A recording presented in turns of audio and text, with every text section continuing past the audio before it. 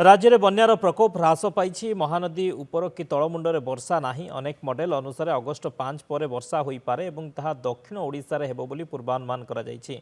जेहेतु दक्षिण ओडिशा रे कम वर्षा होइतिबारु जलभंडार खाली अछि सेठी वर्षा भल खबर आनिबो बोली कहिसंती जलसंपद विभाग सर्वोच्च जंत्री दिलीप राउत। हीराकुद रे 620.77 फुट पानी अछि।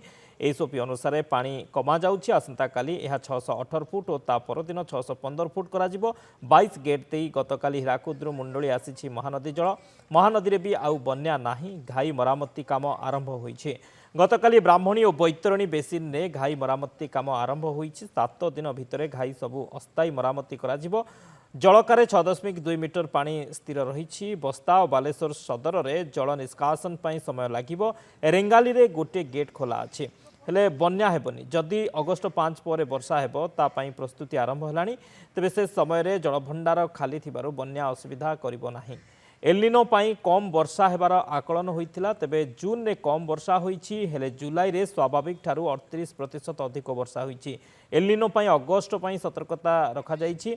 राज्यर 58 जलभंडार रे पानी रखा जिवो। चलित वर्ष जलवायुर अस्वाभाविक व्यवहार पाई केउठी कम तो केउठी अधिक वर्षा हेउछि। आगको बड़ बन्या आउ आसी न पारे बोली कहिसंती जलसंपद विभाग सर्वोच्च जंत्री।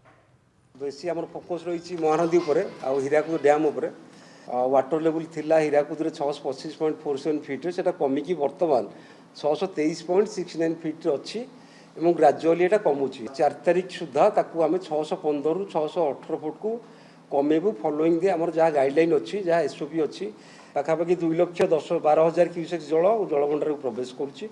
आ जो आम 22टा गेट खोला अच्छी प्लस जो पावर हाउस आम 30,000 क्यूसेक रिलीज हुए टोटाल मिसिकी 3,83,000 क्यूसेक जल बर्तमान डैम रु निष्कासित होउची।